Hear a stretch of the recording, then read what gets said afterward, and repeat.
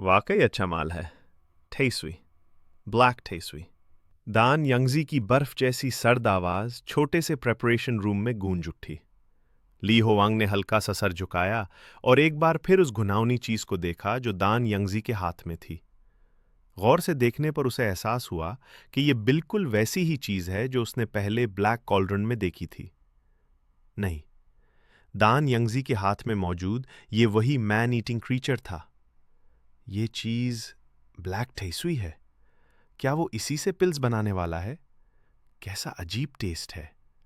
दान यंगजी ने कलाई, मेरे डिसाइपल हो, इसे निगलने से तुम्हारी हिस्टीरिया सप्रेस हो जाएगी। ली होवांग का चेहरा जर्द पड़ गया। वो पीछे हटता हुआ चीख उठा, मैं नहीं खाऊंगा, मैं सिक नहीं हूं। अनॉइड नहीं खाओगे? ये तुम्हारा चॉइस नहीं है। चंगमिंग, चंगरन। अगले ही लम्हे दो ताओइस्ट आगे बढ़े और उसके दोनों बाजू मजबूती से पकड़ लिए। दान यंगजी के इशारे पर ब्लैक टेसुई दोबारा उसके हाथ में आ गई। जैसे ही वो उस घुनावनी चीज के साथ करीब आया, ली होवांग का जिस्म अनकंट्रोलेबली कांपने लगा। एक आइसी कोल्ड फीलिंग उसके पूरे जिस्म में फैल गई। वो भागना चाहता था, स्ट्रगल करना चाहता था, मगर दोनों बुजुर्गों की गिरफ्त आयरन चेन्स की तरह मजबूत थी। आखिरी कोशिश में उसने आंखें बंद की, दांत भेचे और अपनी कॉन्शियसनेस को अंदर की तरफ समेट लिया। होवांग, होवांग, क्या हुआ? Are you in pain? इसी लम्हे यांग ना की नर्म आवाज उसके कानों में पड़ी। जब उसने आंखें खोलें तो वो खुद को एक साफ सुथरे हॉस्पिटल वार्ड में खड़ा पाया। आहिस्ता काम होने लगा। डॉक्टर ने ग्लासेस दुरुस्त किए। लिटिल ली, तुमने हेलुसिनेशन में क्या देखा? तुम्हारी इमोशनल फ्लक्चुएशन काफ़ी इंटेंस हो गई है। क्या तुम मेडिसिन्स ले रहे हो? ली होवंग घबरा कर बोला, डॉक्टर, कोई ऐसी मेडिसिन है जो टेम्परेरीली हेलुसिनेशन सप्रेस कर दे? मैं तुम्हें एंटी साइकोटिक मेडिसिन्स लिख देता हूँ, मगर याद रखो, मेडिसिन सिर्फ सपोर्ट है। असल इलाज फॉलोअप से ही होगा। जैसे ही नर्स ने ब्लू कैप्सूल्स दी, ली होवांग ने बगैर पानी के उन्हें निगल लिया। उस वक्त वो मास्टर, पिल्स और सब कुछ भूल जाना चाहता था। पिछला सीन उसे बुरी तरह स्केयर कर चुका था। कैप्सूल स्टिकी और ग्रेनी थीं, मगर उसने उन्हें जबरदस्ती स्वॉलो कर लिया। लिटिल ली, बताओ, तुमने ऐसा किया देखा जिसने तुम्हें इतना डरा दिया? वो हल्का सा मुस्कुराया। कुछ खास नहीं, बस वो आदमी अजीब बातें कर रहा था कि उसकी साइड रियलिटी है और 2023 ये साइड हेलुसिनेशन। जैसे ही उसने ये कहा, हुआ साकिन हो गई। कलर्स बेजान हो गए। यंगना, उसकी माँ, डॉक्टर, नर्स, सब फ्रीज हो गए। खिड़की के बाहर का सनी स्काई अचानक पिच ब्लैक हो गया। खौफ ने उसे जकड़ लिया। उसने यंगना को माँ की तरफ धकेला, मगर माँ का जिस्म बबल्स की तरह फट गया और गायब हो गया। होवांग। यंगना भी उसके सामने वैनिश हो गई। अब उसके दिल में कुछ नहीं बचा सिवाय डिस्पेयर और पेन के। हॉस्पिटल वार्ड की दीवारें पीछे हट गईं और वो दोबारा एक अंधेरे माउंटेन कैवर्न में था। वो चीखना चाहता था, मगर नहीं कर सका, क्योंकि ब्लैक तैसुई उसके गले में फंसा हुआ था। दान यंगजी पीछे हाथ बांधे ये सब देखता रहा, फिर मुड़ा और बोला, और कहते हो तुम हिस्टीरिया में मुब्तला नहीं हो? तुम तो पूरे प्रिपरेशन रूम में सबसे सिवियर केस हो। ये मत समझो कि मैंने तुम्हें रैंडमली चुना था। हर महीने की पहली तारीख को अपनी मेडिसिन लेने आना। जेफर टेम्पल स्लैकर्स टॉलरेट नहीं करता। सब चले। काफी देर बाद ब्लैक तैसुई आखिरकार उसके गले से नीचे उतरा और गार उसकी दिल चीर देने वाली चीखों से गूंज उठी। क्यों? मैं इस कर्स जगह में क्यों फंस गया? ये डिजीज मुझे छोड़ क्यों नहीं देती? ओह शिट, तो हॉस्पिटल ही असल हेलुसिनेशन था। लिहोवांग एक फीटस की तरह समेट कर प्रिपरेशन रूम के एक कोने में पड़ा था, बिल्कुल बेहरकत। बाकी गाइडिंग ड्रग इंग्रेडिएंट्स में से किसी ने भी उसे डिस्टर्ब करने की हिम्मत ना की। सब खामोशी से अपने अपने काम में लगे रहे। पता ही न चला कि कब रात उतर आई। दीवारों पर लगी तमाम ऑयल लैंप्स बुझ चुकी थीं। अंधेरा एक कंबल की तरह लिहोवंग पर छा गया। वो लाश की मानंद पड़ा था। बाहर की दुनिया में होने वाली किसी भी चेंज पर कोई रिएक्शन नहीं दे रहा था। तकरीबन 1 बजे के करीब दरवाजे पर एक मध्यम सी कैंडल लाइट जल उठी। रोशनी ने करीबी शेल्स को रोशन किया और लिहोवंग के जिस्म के गिर्द फैला अंधेरा आहिस्ता आहिस्ता छूटने लगा। वो बीएलिंग मियाओ थी। वो डरते डरते खुश्क घास का एक बंडल उठाए उसके पास आई और निहायत एहतियात से वो घास उसके जिस्म पर रख दी। फिर उसने अपनी जेब से मैक्स ग्रेन से बना हुआ एक स्टेट बोन निकाला और उसके मुंह के पास रख दिया। जब ली होवंग फिर भी बेहिस व हरकत पड़ा रहा तो उसने होंठ भींचे और नरमी से उसे हिलाया।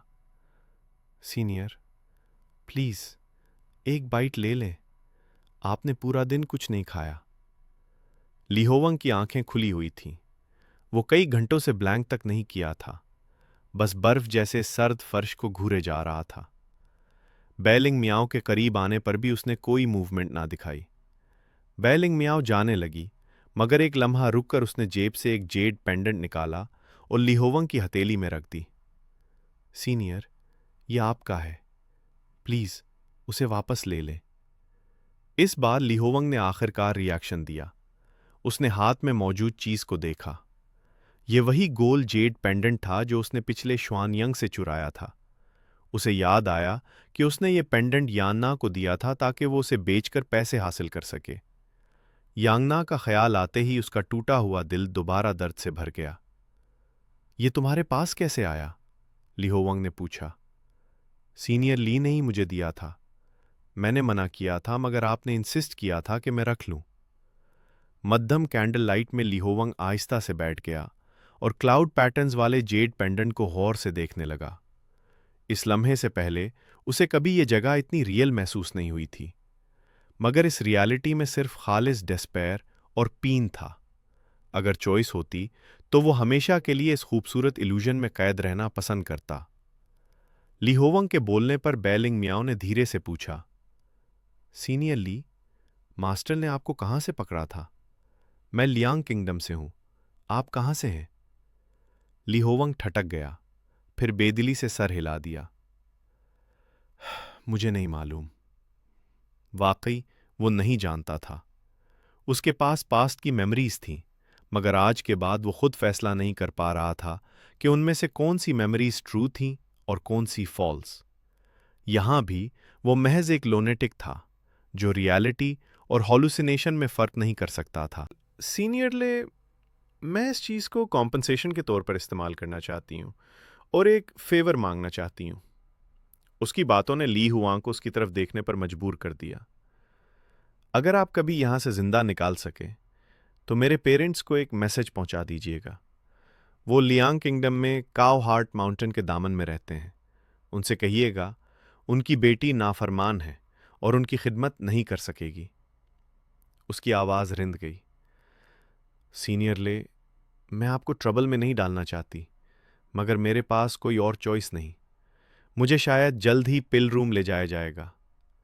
ली होवांग का चेहरा फ्राउनिंग, अब तक डिस्पेयर और नमनेस से भरा हुआ था, मगर यह सुनते ही उसकी खामोश आंखों में एक हल्की सी रोशनी चमकी। उसने अपने जिस्म पर रखी घास को देखा, फिर पास रखे स्टीम बन को। उसने सुर्ख धागे वाली गोल्डन एंकलेट दोबारा जेब में रख ली। मैं वादा निभाऊंगा। चूंकि मैंने तुम्हारी चीज ली है तो मैं तुम्हारी मदद करूंगा। बाय लिंग मियाओ की आंखों में उम्मीद जागी, मगर फौरन बुझ भी गई। सीनियर ले, ऐसा न करे, यह आपके लिए भी डेंजर बन सकता है। खे, क्या तुम्हें लगता है कि अब मुझे किसी चीज का डर है? ली होवांग ने सब कुछ दांव पर लगा दिया था। जब सब कुछ खत्म हो चुका हो तो खौफ किस बात का? वाह, 2023, वाह! सीनियर ली तो बड़े माइटी निकले। अचानक एक मर्दाना आवाज प्रिपरेशन रूम के बाहर से आई, जिस पर अंदर मौजूद दोनों चूक गए। कैंडलाइट में वो शख्स जाहिर हुआ, बंदर जैसा शरारती चेहरा, पतले होंठ और जर्द व सफेद धब्बों वाली जिल्द जैसे वेटिलीगो हो। उसने 2 मिक्स्ड ग्रेन स्टीम्ड बन्स निकाले और खुशामद के अंदाज में ली होवांग के पास रख दिए। सीनियर ली, ये खा लीजिए। मैं डिनर कर रहा था तो याद आया कि आपने कुछ नहीं खाया। मैंने खास आपके लिए बचा कर रखे हैं। मेरा कोई प्रॉपर नाम नहीं, आप मुझे पपी कह सकते हैं। कल मैंने आपको 17 कूपर सिक्का भी दिए थे, याद है? पपी बेचैनी से हिल रहा था, चेहरे पर चापलूसी साफ लिखी थी। वो ली होवांग पर डिपेंड करना चाहता था। वो सिर्फ एक गाइडिंग ड्रग इंग्रेडिएंट नहीं बनना चाहता था। साफ जाहिर था कि अक्लमंद लोग हर जगह होते हैं। ली होवांग ने कोई जवाब न दिया, बस तीनों कदरे सख्त स्टीन बंस उठाए और निकल गया। आखिर उसने पूरा दिन कुछ नहीं खाया था। जल्दी खाने की वजह से वो हल्का सा चोक हो गया। फौरन होशियार पपी भागकर पानी ले आया। बर्फ जैसे सर्द अंडरग्राउंड पानी के साथ ली होवांग ने तीनों बंस पेट में उतार लिए। वो खड़ा होने की कोशिश करने लगा, मगर जमीन पर ज्यादा देर पड़े रहने की वजह से उसकी टांगें सुन्न थीं और जिस्म कांप रहा था। बाय लिंग मियाओ ने सहारा देना चाहा, मगर ली होवांग ने उसे हटा दिया। उसकी नजरें प्रिपरेशन रूम के स्याह एग्जिट पर जम गईं। वो लड़खड़ाते कदमों से बाहर निकल गया। अब उसका दुश्मन वो अचानक बीमारी नहीं थी। अब उसका असल दुश्मन था वो गुंजा ताओइस्ट, दान यंगजी, जो इंसानों को पिल्स बनाने के लिए इस्तेमाल करता था। जब दान यंगजी का बदसूरत, मुतली पैदा करने वाला चेहरा उसके जहन में उभरा, ली होवांग की आंखें शदीद हॉस्टिलिटी से भर गईं। उसने दांत पैसे। चंद लम्हे पहले वो डिस्पेयर में डूबा हुआ था और अब वो डिटर्मिनेशन से भरा हुआ था। अब उसे सिर्फ एक ही काम करना था, उसे मारने। मॉर्निंग क्लास से पहले ली होवांग ने अपनी रोब्स पहनी और गार से बाहर निकल पड़ा। वो पिल रूम जाना चाहता था। शायद वहां कोई ऐसी चीज हो जो उसकी मदद कर सके। जैसे ही वो तेल का चिराग लेकर बाहर निकला, अंधेरे में एक नौकरूम में कुछ असिस्टेंट्स पहले ही फर्नेस और फर्श को कपड़ों से साफ कर रहे थे। उनमें से एक स्टोन अर्न के अंदर खड़ा होकर पिग ब्रिसल ब्रश से बचा हुआ गोश्त खिर्च रहा था। दान यंगजी के ऑफिशियल डिसाइपल होने के नाते कोई ली होवांग से सवाल नहीं कर सकता था। वो कमरे में घूमकर मुशाहिदा करने लगा। पूरा कमरा सादा था। एक बड़ा ब्लैक फर्नेस कमरे के एक तिहाई हिस्से पर काबिज था। इसके अलावा सिर्फ स्टोन अर्न और पेसल मौजूद थे। ना कोई बुक्स, ना पिल रिफाइनिंग के मैनुअल्स, ना कोई टैपेस्ट्रीज। कमरा खाली और वसी लग रहा था। तुम क्या देख रहे हो? पीछे से एक मानूस मगर सर्द आवाज आई। ली होवांग मुड़ा और झुक गया। मास्टर, मैंने पूछा, तुम क्या देख रहे थे? ली होवांग ने फौरन एक्सक्यूज घड़ ली। मास्टर, मैं आपकी अमेजिंग पिल रिफाइनिंग स्किल से मुतासिर होकर आया था। मैं देखना चाहता था कि शायद एक दिन में भी आप जैसी मास्टरी हासिल कर सकूं। दान यंगजी इस एटीट्यूड से मुतमईन हो गया। लगता है ये ब्रैट आखिरकार ओबीडियंट हो गया है। वो हाथ पीछे बांधकर ब्लैक फर्नेस के गिर्द घूमने लगा। क्यूरियोसिटी अच्छी चीज है, खुद को बेहतर बनाना भी जरूरी है, मगर ये नहीं कि मैं तुम्हें सिखाना नहीं चाहता। मसला ये है कि दाव ऑफ एक्सटर्नल पिल्स आसान नहीं। आम पिल्स रिफाइन करना तो आसान है, मगर पिल्स के जरिए इमॉर्टल बनना इंतहाई मुश्किल काम है। तुम्हें एक्सटर्नल और इंटरनल दोनों पिल्स रिफाइन करनी होती हैं। मैं तकरीबन कामयाब हो चुका हूं, मगर इसमें मुझे बहुत मेहनत करना पड़ी है। दान यंगजी अपनी इमेजिनेशन में खुद को इमॉर्टल बनता देखकर खुशी से झूम उठा। मास्टर, क्या आप इमॉर्टल के रेल्म के करीब पहुंच चुके हैं? ये सुनते ही दान यंगजी चौंका और खुद को संभाला। इमॉर्टल बनने का रास्ता तवील है, मगर मुझे यकीन है कि मैं बनूंगा। जानते हो क्यों? नहीं। दान यंगजी की आंखें चमक उठीं, क्योंकि यह मेथड खुद तैशंग लाओजुन के लिखे हुए सेक्रेट टेक्स्ट में दर्ज है। उन्होंने खुद मुझे दिया था। अगर वो कहते हैं कि मैं इमॉर्टल बन सकता हूं, तो मैं जरूर बनूंगा। तैशंग लाओजुन? ये कौन है? क्या वो 3 डेटीज में से एक है? ली होवांग इस नाम से वाकिफ नहीं था, मगर उसने फसाद बरकरार रखी। मास्टर बिल्कुल दुरुस्त हैं। आप जरूर इमॉर्टल बनेंगे और आसमान और जमीन जितनी उम्र पाएंगे। दान यंगजी को ऐसी प्रेज बहुत पसंद थी। इसके ग्रोटेस्क चेहरे पर मुस्कुराहट फैल गई। अच्छा, अगर तुम पिल रिफाइनिंग सीखना चाहते हो तो मैं तुम्हें एक सिंपल रेसिपी सिखाता हूं। यह है ब्लड नरिशिंग पिल की रेसिपी।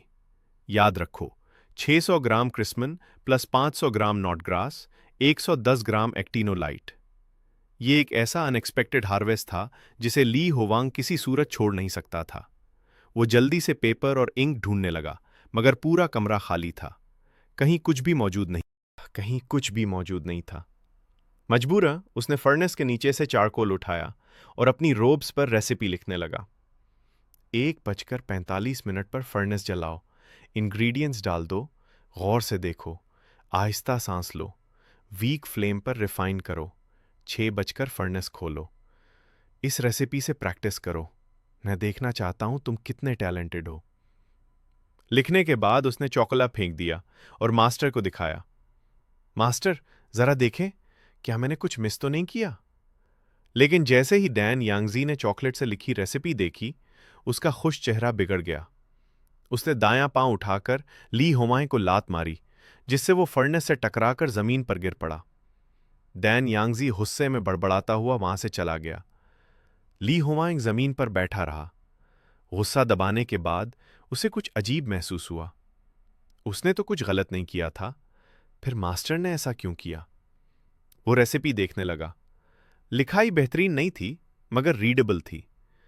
अचानक उसके जहन में एक ख्याल आया। उसने खाली कमरे की तरफ देखा, जहां कहीं भी वर्ड्स नहीं थे। फिर उसे याद आया कि मॉर्निंग क्लासेस में भी कोई बुक्स नहीं होती थी। तमाम बातों को जोड़कर वो एक चौंका देने वाले नतीजे पर पहुंचा। क्या वो इलिटरेसी है?